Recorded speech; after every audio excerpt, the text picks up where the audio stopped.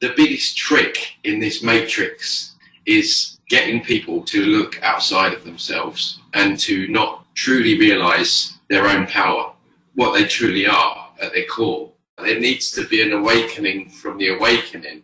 You know, so many people are getting stuck because they are looking outside of themselves for someone or something to save them. And one of the biggest deceptions to our matrix is that simple fact that they want to get people to look outside of themselves, believe that there's this being that you have to pray to. When you look at the bare facts, you have a God that, you know, if you don't believe in him, he's going to send you to hell to burn forever and ever. I mean, I don't know about you, but that doesn't sound very loving. Why does he need so much praise? Why does he need so much attention? Like, this God's really needy, right? I mean, when you actually look at that, essentially what you're dealing with is a narcissist, right? You know, this is a narcissist that wants worship, wants people to get up at 4 a.m. in some religions and give him energy, do all these stupid rituals, which at their base level are satanic, as we know. You know, breaking bread and the blood, you know, that's really creepy. So who is this God, right? So what we have essentially is a false God, and all these beings are literally just entities that we are giving our power away to, is nothing more than an entity that is using human worship and prayer energy. What's in the Bible is coming true. Well, yeah, of course it's coming true because they wrote the thing. It's not, you know, they're not prophesizing anything. We are so truly powerful. And of course, they want to keep us away from realizing that. You know, we are an infinite amount of essence, energy flowing through us. Because when you realize that you have God within, so to speak, you're not going to be praying or seeking outside of yourself. And if we could only just grasp that we are essentially have an aspect of the creative essence within us. And I think it's such a wonderful, beautiful thing. And I think if we all realize that overnight, you know, it would all be over. What you're doing when you're praying, you'll pray for something, right? So you've got all these people that are praying, giving their energy to this false God that's feeding on all this prayer energy. Are we really grateful that we're trapped on a slave planet? Feeling gratitude for gratitude's sake. It's like forgiveness just for forgiveness' sake. There's things that need to happen before we should be able to forgive someone. This strong bearded man, there's something about the beard as well, isn't it? It's very like masculine, fatherly. They have to cloak themselves, because if they showed up as they truly were, then no one would deal with them, right? Before and question, you know, the fact that you go to hell if you don't believe in him. How can anyone sit there and think that that would be coming from a loving creator? All this tradition gets thrown at you, and it's like, okay, well, where are we as a species? We're more enslaved than we've ever been before. So where have all these traditions and beliefs actually got us? They've got us nowhere.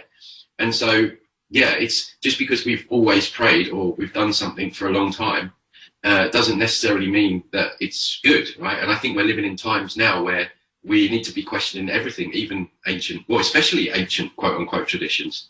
Like, there's so many people so desperate to connect with something outside of themselves. And when you take that away from them, not because you want to be horrible, but because it's not the truth, and they're actually getting their energy siphoned off and they're being used, they're left with, you can almost see sometimes they're just left with, oh, I'm on my own then. And there's like this kind of really sad realization, but it's a necessary realization if we're serious about healing and moving forward and really evolving and, you know, ultimately getting out of all this. And it's the same thing at death. You know, these beings will masquerade at the point of death and entice you back in. And of course, people, you know, when they die, they've done no research in their living life, and they'll just go with what these beings are saying, and they're back down here being used as batteries.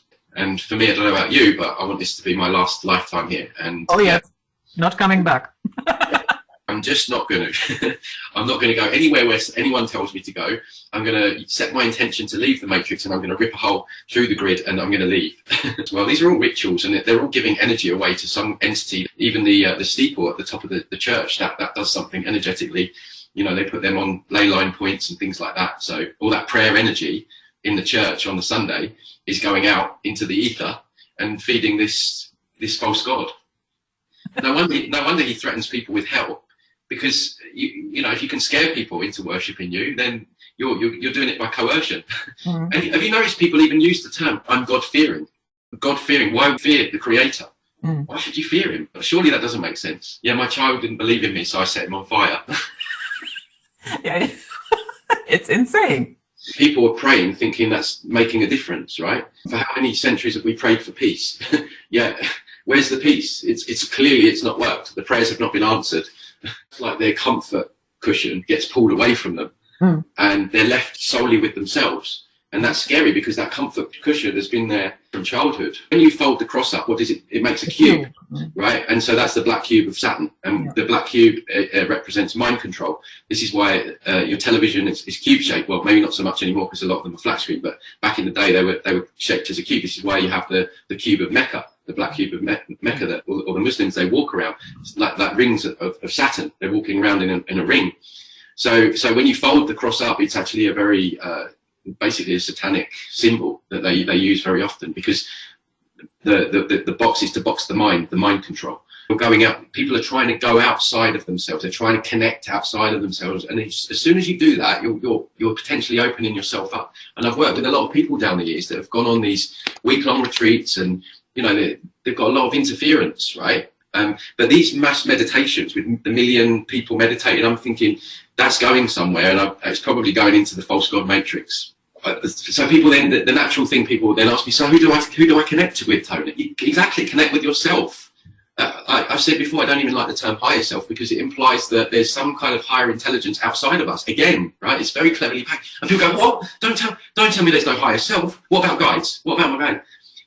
And like, you can keep doing it, but be my guest. But that's the whole trick. They don't want you to know thyself. Even the Bible says it, know thyself, right? Really feel into your own energy field, that constant flow of infinite creative essence that's always there through you, and connect with that more. And that's way more empowering than praying to this God that's going to send you to hell. You have to have a religion. if you do not have a religion, then you are not a human. And I thought, where's that brainwash coming from? Yeah. I mean, it's the same kind of glazed over look that you get with the New Ages. It's like the lights are on, but no one's home. Yeah, completely disempowering. The quicker we can drop all of these belief systems, and we need to wipe the slate clean. All these beings, we need to put them in the bin and start with ourselves. And the truth is so simple, so often. And when you say just connect with yourself, it almost sounds too simple. Well, there must be more. Well, no, that's how simple it really is. We're the powerful ones. They're the ones that need us. Yeah, exactly. If we can only realize that, then it just changes how you step outside your front door every day, because your whole energy changes, because you're just empowered. Even we just have to be careful that we don't get tricked back into this matrix, and we show discernment at that point of death, and don't get tricked by these beings. So where have all these traditions and beliefs actually got us?